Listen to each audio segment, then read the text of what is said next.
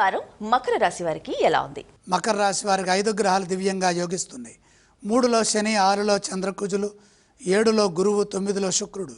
గత వారం కంటే ఈ వారం శుభగ్రహ బలం పెరుగుతుంది.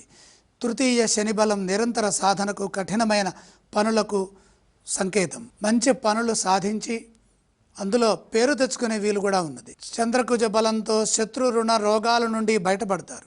పోటీ సమస్యలను అధిగమిస్తారు. ఉద్యోగంలో పనులు త్వరగా పూర్తవుతాయి. గురుబలం భాగస్వామ్య నిర్ణయాలకు అనుకూలిస్తుంది. భాగస్వాముల సహకారంతో మేలు జరుగుతుంది. భాగ్యస్థాన శుక్రబలం ఆర్థిక సంపదలను పెంచుతుంది. వచ్చిన ప్రతి అవకాశాన్ని అదృష్టంగా మలుచుకునే వీలు కలుగుతుంది. మరియు ప్రయాణాలు, విద్య, శుభప్రదమైన పనులు, పెద్దల ఆశీస్సులకు అనుకూలతను ఈ గురుబలం ప్రసాదిస్తుంది. ఏకాగ్రతతో పనిచేస్తే వ్యాపారంలో కొత్త అవకాశాలు లభిస్తాయి. పెట్టుబడుల విషయంలో సమగ్రంగా పరిశీలిస్తే లాభం కలుగుతుంది. ఆత్మవిశ్వాసంతో ముందుకు సాగితే ముఖ్యమైన లక్ష్యం సిద్ధిస్తుంది. సేవా కార్యక్రమాలు, ప్రజా సంబంధమైన పనులు, అలాగే ముఖ్య సమావేశాల్లో మీ పాత్రకు, మీరు చేస్తున్న కృషికి తగిన గౌరవం పెరుగుతుంది. నూతన పరిచయాలు అనుకూలిస్తాయి. భవిష్యత్తు శుభప్రదం.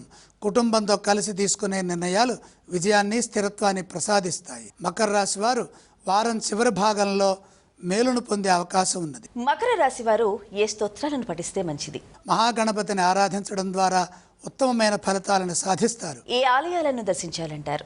మకర రాశి వారు లక్ష్మీ గణపతిని దర్శించడం మంచిది. ఎటువంటి దానాలు చేయాలి?